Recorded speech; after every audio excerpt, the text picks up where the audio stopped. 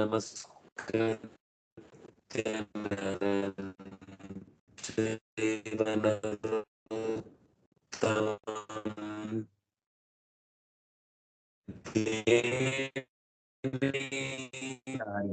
Voice break ಆಗ್ತಾ ಇದೆ. ಸರಸ್ವತೀಂ ವ್ಯಾಸಂ ತತೋ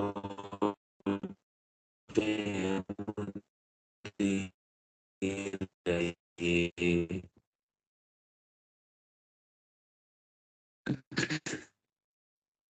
ಪರಾಶರಂ ಮುನಿವರಂ ಕೃತಪೂರ್ವಾಹ್ನಿಕಕ್ರಿಯಂ ಮೈತ್ರೇಯ ಪರಿಪಪ್ರಚ್ಛ ಪ್ರಣಿಪತ್ಯಾಭಿವಾದ್ಯ ಚ.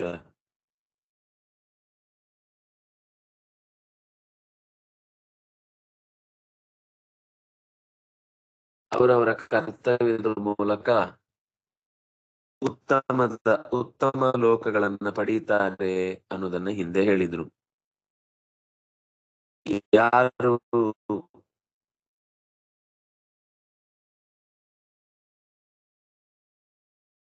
ಯಜ್ಞಾದಿಗಳನ್ನ ಅರ್ಥ ಮಾಡಿಕೊಳ್ಳದೆ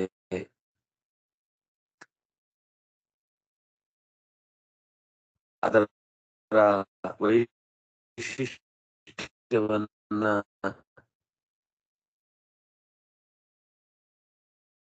ತಿಳಿದುಕೊಳ್ಳದೆ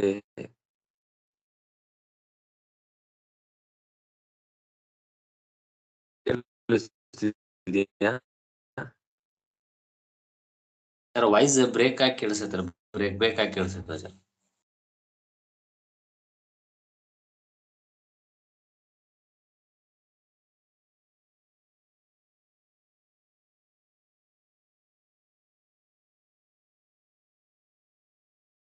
ಹರಿ ಓಂ ಸರ್, ವಾಯ್ಸ್ ಬ್ರೇಕ್ ಆಗಿ ಕೇಳಿಸೋದು, ಈಗಂತೂ ಏನು ಕೇಳಿಸ್ತಾನೆ ಇಲ್ರಿ.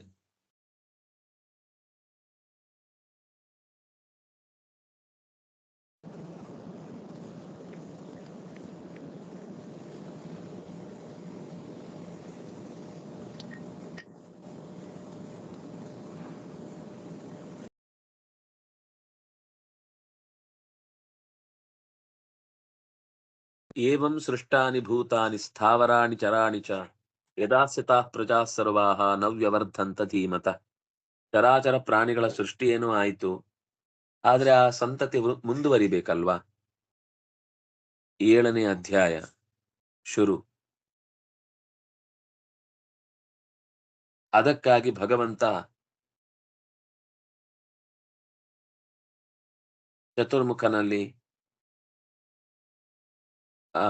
ಅಂದ್ರೆ ತನ್ಗೆ ಬೇಕಾದಂತಹ 9 ಜನ ಮಕ್ಕಳನ್ನ ಚತುರ್ಮುಖನಲ್ಲಿ ಪಡೆದ. ಯಾರದು? ಅಥಾನ್ಯಾನ್ ಮಾನಸಾನ್ ಪುತ್ರಾನ್ ಸದೃಶಾನ್ ಆತ್ಮನೋ ಸೃಜತ್. ಭೃಗುಂ ಪುಲಸ್ತ್ಯಂ ಪುಲಹಂ ಕ್ರತುಂ ಅಂಗಿರಸಂ ತಥಾ ಮರೀಚಿಂ ದಕ್ಷಮತ್ರಿಂಚ ವಸಿಷ್ಠಂಚೇತಿ ಮಾನಸಾನ್.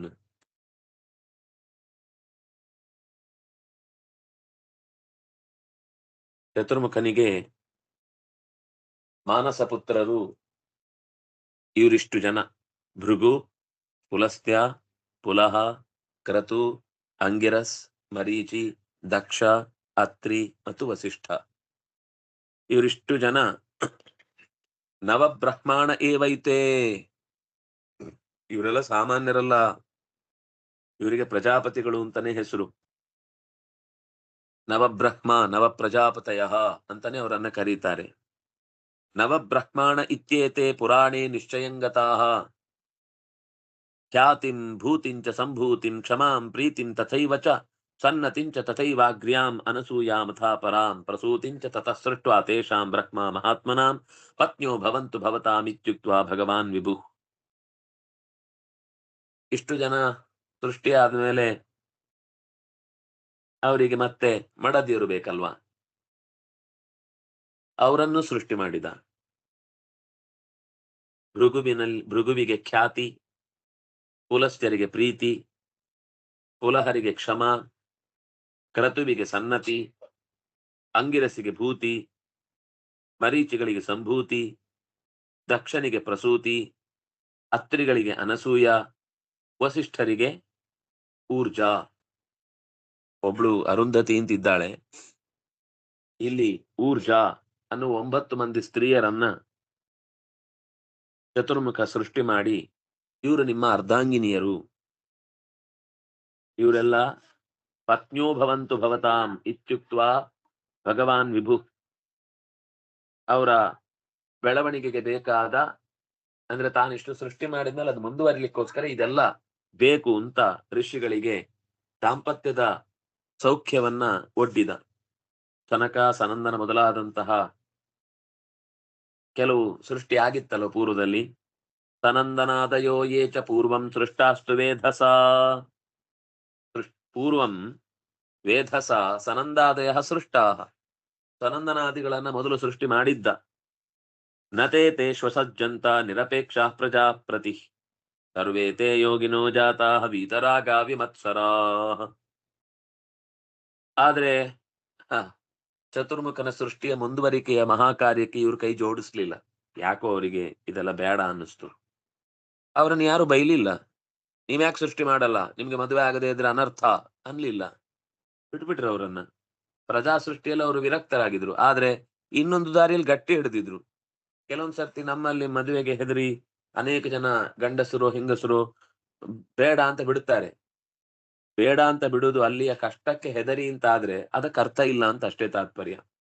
ಇದೇ ಬೇಕು ಅಂತ ದೃಢವಾಗಿ ನೆಲೆ ನಿಂತು ಅವರು ಬದುಕ್ತಾ ಇದ್ದಾರೆ ಅಂದ್ರೆ, ಯಾವುದಕ್ಕೋಸ್ಕರ ನಾನು ಬೇಡ ಅಂತ ಬಯಸಿದ್ದೇನೋ ಅದನ್ನ ಪಡೆಯುವುದಕ್ಕೆ ಪೂರ್ತಿ ತಮ್ಮ ದುಡಿಮೆಯನ್ನ ಪ್ರಯತ್ನವನ್ನ ಹಾಕ್ತಾ ಇದ್ದಾರೆ ಅಂದ್ರೆ ಆವಾಗ ಅದು ನಿಂದ್ಯ ಅಂತ ಅನಿಸುವುದಿಲ್ಲ.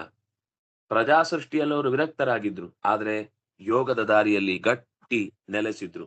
ಯೋಗವನ್ನ, ಯಾಕೆಂದ್ರೆ ಅದು ಬಿಟ್ಟು ಬೇರೆ ಯಾವುದೇ ಕಾರಣಕ್ಕೂ ಕೂಡ ದೂರ ಇರುವುದರಲ್ಲಿ ಅರ್ಥ ಇಲ್ಲ. ಆದ್ರಿಂದ ಯೋಗ ಮಗ್ನರಾದಂತಹ ಋಷಿಗಳು ಯಾವ ಸಂಪತ್ತಿನಲ್ಲೂ ಅನುರಾಗ ಇಟ್ಕೊಂಡಿರ್ಲಿಲ್ಲ. ಮತ್ತೆ ಇನ್ನೊಂದು ಮಾತು ಹೇಳಿದ್ರು, ನಿರಪೇಕ್ಷಾ ಪ್ರಜಾ ಪ್ರತಿ ವೀತರಾಗ ವಿಮತ್ಸರಾಹ. ಯಾವ ಬೇರೆಯವರ ಸಂಪತ್ತು ಕಂಡು ಅವರಿಗೆ ಹೊಟ್ಟೆ ಕಿಚ್ಚು ಆಗ್ಲಿಲ್ಲ. ಯಾರ ಬೆಳವಣಿಗೆಯನ್ನು ಕಂಡು ಅವರಿಗೆ ಅಷ್ಟು ಬೆಳೆದು ಬಿಟ್ರ ಅಂತ ರಾಗ ಇರ್ಲಿಲ್ಲ. ಯಾವುದರ ಬಗ್ಗೆನೂ ಆಸೆ ಹುಟ್ಲಿಲ್ಲ.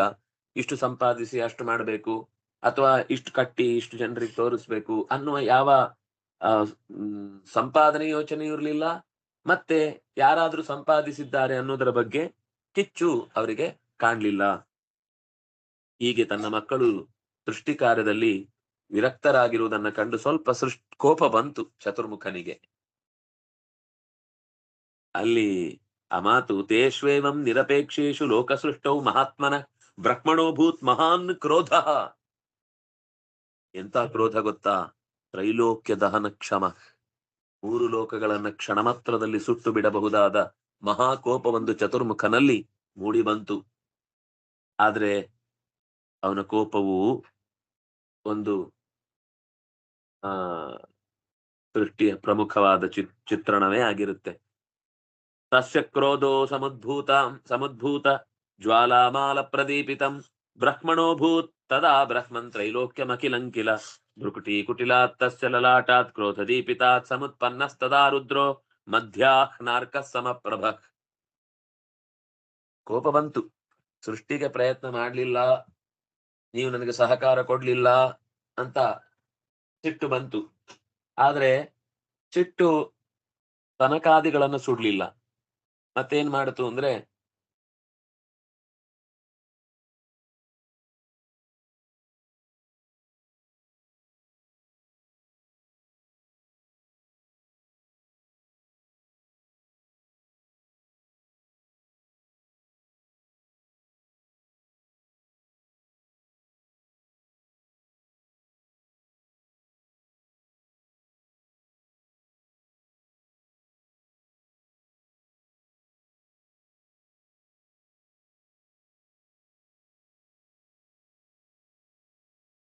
ತನಕಾದಿ ಸನಂದನಾದಿಗಳ ಈ ವೈರಾಗ್ಯದ ಸ್ಥಿತಿಯನ್ನ ಕಂಡ ಚತುರ್ಮುಖನ ಕೋಪ ಅದು ಎಂತಹದ್ದು ಅಂತ ಅದಕ್ಕೊಂದು ವರ್ಣನೆ ಕೊಡ್ತಾ ಇದ್ದಾರೆ. 3 ಲೋಕಗಳೇ ಸುಟ್ಟು ಹೋಗುವ ಸ್ಥಿತಿಯಲ್ಲಿತ್ತು. 3 ಲೋಕಗಳನ್ನ ಸುಡಬಲ್ಲಂತಹ ಸಿಟ್ಟು ನಿಜವಾಗಿಯೂ 3 ಲೋಕಗಳನ್ನು ಸುಟ್ಟಿತು ಅಂತ ಹೇಳ್ತಾರೆ. ಬ್ರಹ್ಮಣೋ ಭೂತ್ ತದಾ ಬ್ರಹ್ಮನ್ ತ್ರೈಲೋಕ್ಯಂ ಅಖಿಲಂ ಭೃಕುಟಿ ಕುಟಿಲಾತ್ ತಸ್ಯ ಲಲಾಟಾತ್ ಕ್ರೋಧದೀಪಿತಾತ್ ಸಮುತ್ಪನ್ನಃ. ಕ್ರೋಧದಿಂದ ದಗದಗದಗ ಉರಿಯುವ ಸ್ಥಿತಿಯಲ್ಲಿದ್ದ ಭೃಕುಟಿ ಕುಟಿಲಾತ್, ಕುಟಿಲ ಅಂದ್ರೆ ಬೆಂಡಾಗುದು, ಹುಬ್ಬು ಗಂಟಿಕ್ಕುವ ಸ್ಥಿತಿಯಲ್ಲಿ, ಕೋಪದ ಬೆಂಕಿಯಲ್ಲಿ, ದಳ್ಳುರಿಯಲ್ಲಿ ಉರಿದ 3 ಲೋಕಗಳು ಕೂಡ ಒದ್ದಾಟ ಪಡ್ತಾ ಇರಬೇಕಾದ್ರೆ ಒಬ್ಬ ಹುಟ್ಟಿದ. ರುದ್ರ ಮಧ್ಯಾಹ್ನಾರ್ಕ ಸಮಪ್ರಭ. ಮಧ್ಯಾಹ್ನ ಸೂರ್ಯ ಹೇಗೆ ನಿಗಿ ನಿಗಿ ಕೆಂಡದಂತೆ ದಗದಗ ಉರಿಯುತ್ತೋ ಅಂತಹ ಒಬ್ಬ ರುದ್ರ ಅಲ್ಲಿ ಪ್ರಕಟಗೊಂಡ. ಮತ್ತು ಸ್ವಾರಸ್ಯ ಇದೆ ಮುಂದಿನ ಮಾತು. ಹುಟ್ಟಿದ್ದು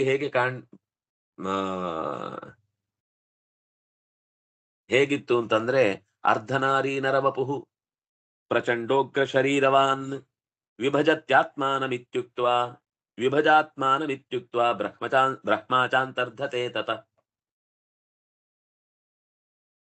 ನಡು ಹಗಲಿನ ಸೂರ್ಯನಂತೆ ಕಣ್ಕುಕ್ಕುವ ಮಗನೊಬ್ಬ ಹುಟ್ಟಿದ. ಎಲ್ಲಿಂದ? ಕೋಪಕಾರುವ ಹಣೆಯಿಂದ. ಭೃಕುಟಿ ಕುಟಿಲಾತ್ ಜಾತಃ, ಹುಬ್ಬಿನ ಮಧ್ಯದಿಂದ ಎದ್ದು ಬಂದ. ಕೆಲವೊಂದು ಕಡೆ ಮೂಗಿನ ತುದಿಯಿಂದ ಅಂತಿದೆ, ಕೆಲವೊಂದು ಕಡೆ ಒಟ್ಟು ಸಿಟ್ಟು ಕಾಣುವುದು ಅಷ್ಟೇ ಜಾಗದಲ್ಲಿ. ಇಡೀ ದೇಹದಲ್ಲಿ ಮೂಗಿನ ತುದಿ, ಹುಬ್ಬಿನ ಮಧ್ಯಭಾಗ ಕೆಂಪಾಗುತ್ತೆ ಕೋಪ ಬಂದಾಗ. ಆದ್ರೆ ನಮ್ಮ ಕೋಪಕ್ಕೂ ಅವನ ಕೋಪಕ್ಕೂ ವ್ಯತ್ಯಾಸ ಏನು ಅಂದ್ರೆ, ನಮ್ಮ ಕೋಪದಿಂದ ಏನು ಆಗಲ್ಲ ಅಥವಾ ಏನು ಅನರ್ಥ ಆಗುತ್ತೆ. ಆದ್ರೆ ಅವನ ಕೋಪದಿಂದ ರುದ್ರದೇವ ಹುಟ್ಟಿ ಬಂದ. ಹೇಗ್ ಹುಟ್ಟಿದ ಅಂದ್ರೆ ಅರ್ಧನಾರಿ ನರವಪುಹು. ಅವನು ಹುಟ್ಟುವಾಗ ಅಂದ್ರೆ ಇದರಿಂದ ಇನ್ನೊಂದು ಸೂಚನೆ ನಮ್ಗೆ. ಅವನು ಹುಟ್ಟುವಾಗ ಅರ್ಧ ನರ ಅರ್ಧ ನಾರಿ. ಅರ್ಧ ನರ ಅರ್ಧ ನರಿ ಅಲ್ಲ, ಅರ್ಧ ನರ ಇನ್ನೊಂದು ಅರ್ಧ ನಾರಿ. ಅರ್ಧ ಹೆಣ್ಣು ಅರ್ಧ ಗಂಡು.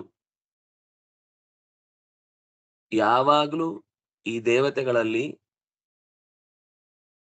ಅವರು ಒಂದೇ ಸ್ಥಿತಿಯಲ್ಲಿ, ಒಂದೇ ಮನಸ್ಥಿತಿಯಲ್ಲಿ, ಒಂದೇ ಅವಸ್ಥಿತಿಯಲ್ಲಿ ಕಾಣಿಸಿಕೊಳ್ಳುತ್ತಾರೆ. ಅವರಿಬ್ರು ನಿಯತ ಪತಿ ಪತ್ನಿಯರು ಅಂತ ಅರ್ಥ. ಆ ರೀತಿ ಅರ್ಧಾಂಗ ವಪು ಅಂತಂದ್ರೆ ಅವರಲ್ಲಿ ಮತ್ತೆ ಅದು ಅವರಿಬ್ಬರ ಜೋಡಿ ಬದಲಾಗುವುದಿಲ್ಲ. ಮನುಷ್ಯನ ಅಥವಾ ಸಾಮಾನ್ಯರ ಬದುಕು ಪ್ರತಿ ಜನ್ಮಕ್ಕೆ ಯಾರೋ ತಂದೆ, ಯಾರೋ ತಾಯಿ, ಯಾರೋ ಹೆಂಡತಿ, ಯಾರೋ ಮಕ್ಕಳು ಅನ್ನೋ ಸ್ಥಿತಿಯಲ್ಲಿ ಇರುತ್ತೆ.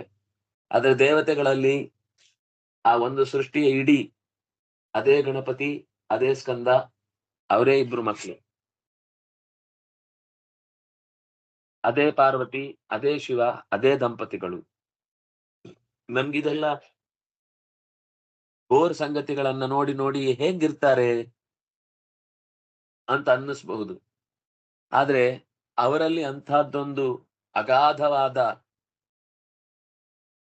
ಪ್ರೇಮದ ಕೊಂಡಿ ಇರುತ್ತೆ ಮತ್ತು ಪರಸ್ಪರ ಅರ್ಥ ಮಾಡಿಕೊಂಡು ಸೇರಿದ ಜೀವಿಗಳಾದ್ರಿಂದ ಅರ್ಧಾಂಗ ಅನ್ನೋದಕ್ಕೆ ಅರ್ಥ ಬರುತ್ತೆ. ಚತುರ್ಮುಖ ಸೃಷ್ಟಿ ಆದ್ಮೇಲೆ ನೀನೇ ಬೇಕಾದ್ರೆ ವಿಭಾಗ ಮಾಡ್ಕೋ, ಅಂದ್ರೆ ನಿನ್ನ ಹೆಣ್ಣಿನ ಶರೀರ ಗಂಡಿನ ಶರೀರ ಇಬ್ರು ಬೇರೆಯಾಗಿ ನೀವು ನಿಮ್ಮ ಪ್ರತ್ಯೇಕವಾದ ಅಸ್ತಿತ್ವವನ್ನು ಕಂಡುಕೊಳ್ಳಿ ಅಂತ ಹೇಳಿ ಮರೆಯಾಗಿ ಹೋದ. ಅಂತರ್ದಧೆ. ಆಗ ರುದ್ರ ತಥೋಕ್ತೋಸೌ ದ್ವಿಧಾ ಸ್ತ್ರೀತ್ವಂ ಪುರುಷತ್ವಂ ತಥಾ ಕರೋತ್ ವಿಭೇದ ಪುರುಷತ್ವಂಚ ದಶಧಾ ಚೈಕಧಾ ಚ ಸ. ಚತುರ್ಮುಖನ ಆದೇಶ ಅಂದ್ಮೇಲೆ ಮಾಡ್ಬೇಕಲ್ವಾ. ಅದಕ್ಕೆ ತನ್ನ ದೇಹದಲ್ಲಿ ಒಟ್ಟಿಗಿದ್ದಂತಹ ಹೆಣ್ಣು ಗಂಡು ಅನ್ನುವ 2 ಭಾಗವನ್ನ ಎರಡಾಗಿಸಿದ. ಅದು ಎರಡಾಯ್ತು, 1-2 ಆದದ್ದಲ್ಲ. ದ್ವಿಧಾ, ಅವನು ಹುಟ್ಟುವಾಗ್ಲೇ ನರನಾರಿ ಸ್ವರೂಪನಾಗಿ ಹುಟ್ಟಿದವನು ನರನ ಭಾವವನ್ನ, ನಾರಿಯ ಭಾವವನ್ನ ಪ್ರತ್ಯೇಕಗೊಳಿಸಿ ಎರಡಾದ. ಅಂದ್ರೆ 2 ವಿಭಾಗ ಮಾಡಿದ. ಎರಡಾದ ಅಂದ್ರೆ 2 ವಿಭಾಗ ಮಾಡಿದ. ವಿಭೇದ ಪುರುಷತ್ವಂ, ಮತ್ತೆ ತನ್ನ ಪುರುಷ ಶರೀರವನ್ನೇ 11 ವಿಭಾಗ ಮಾಡಿಕೊಂಡ. ದಶಧಾ ಚೈಕದಾ ಚ ಸ. ಭಾಗವತದಲ್ಲಿ ಚತುರ್ಮುಖನೇ ಎಲ್ಲ ವಿಭಾಗ ಮಾಡಿಕೊಟ್ರು. ಸಗೋ ನಿಂಗೆ 11 ರೂಪ. ಅಯ್ಯೋ, ನಂಗೆ 11 ರೂಪ ಕೊಟ್ರೆ ನಾನೇನ್ ಮಾಡ್ಲಿ, ಅವರನ್ನೆಲ್ಲ ಏನ್ ಕಾಪಾಡ್ಲಿ? ನಿಂಗೆ 11 ಸ್ತ್ರೀ ರೂಪನ ಪಾರ್ವತಿಯನ್ನು ಕೊಡ್ತೇನೆ ಅಂತ ಹೇಳಿ ಮತ್ತೆ ಪಾರ್ವತಿಯನ್ನು 11 ರೂಪದಿಂದ ಸೃಷ್ಟಿ ಮಾಡಿ ಕೊಟ್ಟ ಅಂತ ಹೀಗಿದೆ. ಇಲ್ಲಿ ಚತುರ್ಮುಖನ ಆದೇಶವೇ ತನಗೆ ಶಕ್ತಿ ಕೊಟ್ಟದ್ದಾದ್ರಿಂದ ತಾನೇ ವಿಭಾಗಗೊಂಡು ತನ್ನಲ್ಲೇ 11 ರೂಪಗಳನ್ನು ವಿಭಾಗಿಸಿಕೊಂಡು ಸೌಮ್ಯ ಸೌಮ್ಯೈಸ್ತಥಾ ಶಾಂತ ಶಾಂತ್ಯೈ ಸ್ತ್ರೀತ್ವಂಚ ಸಪ್ರಭು ವಿಭೇದ ಬಹುಧಾ ದೇವ ಸ್ವರೂಪೈರಸಿತೈ ಸ್ಥಿತೈ. ರುದ್ರ ತನ್ನನ್ನು ವಿಭಾಗಿಸಿಕೊಂಡು ಹೆಣ್ಣು ಗಂಡಾದ ಬಳಿಕ ಪುನಃ ಪುರುಷ ರೂಪದಿಂದ 11 ರೂಪವನ್ನು ತಾಳಿ ಏಕಾದಶ ರುದ್ರನಾದ. ಸೌಮ್ಯ ಶಾಂತ ಕೆಲವು ರುದ್ರ ಅತಿರುದ್ರ ಅನ್ನೋ ಸ್ಥಿತಿಯಲ್ಲಿ ಇದ್ದದ್ರಿಂದ, ಅಶಾಂತವಾದ ಸ್ಥಿತಿಯಲ್ಲಿ ಇದ್ದದ್ರಿಂದ ಅವನ ಸ್ತ್ರೀ ರೂಪಗಳು ಹಾಗೆ 11 ರೂಪವಾಯಿತು. ಅದರಲ್ಲಿ ಕೆಲವು ಬಿಳಿ ಕೆಲವು ಕಪ್ಪು. ಚತುರ್ಮುಖನ ಕೋಪ ಇಳಿದು ಹೋಯಿತು. ಅಂದ್ರೆ ರುದ್ರದೇವ ಏಕಾದಶ ರುದ್ರನಾದ. ಈ ಏಕಾದಶ ರುದ್ರ ಅನ್ನೋದು ರುದ್ರನದ್ದೇ 11 ರೂಪವೂ ಇದೆ. ರುದ್ರನ ಗಣದಲ್ಲಿ ಸೇರಿದ 11 ಜನರು ಇದ್ದಾರೆ. ಅದರಲ್ಲಿ ರುದ್ರನು ಒಬ್ಬ. ಶಂಕರ ಅನ್ನುವ ರುದ್ರ ರೂಪದಿಂದ ಸ್ವತಃ ರುದ್ರನೇ ನಿಂತು ಉಳಿದಂತೆ 10 ಜನ ಬೇರೆ ಜನರು, ಅವನ ಅಸಿಸ್ಟೆಂಟ್ಗಳು, ಬಹಳ ಜನ ಆ ಗುಂಪಿನಲ್ಲಿ ಸೇರಿಕೊಂಡು ಸೇವೆ ಮಾಡುತ್ತಾ ಇದ್ದಾರೆ. ಇದು ರುದ್ರದೇವನ ಸೃಷ್ಟಿಯ ಪರಿಚಯವನ್ನು ಕೊಟ್ರೆ, ಅಷ್ಟರಲ್ಲಿ ಏನಾಯಿತು? ಚತುರ್ಮುಖನ ಕೋಪ ತಗ್ಗಿತು. ತಗ್ಗಿದಾಗ ಮತ್ತೇನಾಯಿತು ಅಂತ ಮುಂದಿನ ಪದ್ಯದ ಅನುಸಂಧಾನದಲ್ಲಿ ನೋಡೋಣ. ಇಲ್ಲಿಗೆ ನಾವು 12ನೆಯ ಪದ್ಯವನ್ನು ನೋಡಿದ್ದೇವೆ. 12 ಪದ್ಯ ಆಯಿತು. ಇನ್ನು 13, 14 ನಾಳೆಯಿಂದ ಮತ್ತೆ ಅದರ ಅಂಶವನ್ನ ಗಮನಿಸೋಣ ಅಂತ ಹೇಳ್ತಾ, ಕಾಯೇನ ವಾಚಾ ಮನಸಾ ಇಂದ್ರಿಯೈರ್ವಾ ಬುದ್ಧ್ಯ ಆತ್ಮನಾವ ಅನುಸೃತ ಸ್ವಭಾವ ಕರೋಮಿ ಯತ್ ಸಕಲಂ ಪರಸ್ಮೈ ನಾರಾಯಣಾಯ ಸಮರ್ಪಯಾಮಿ. ಶ್ರೀಕೃಷ್ಣಾರ್ಪಣಮಸ್ತು.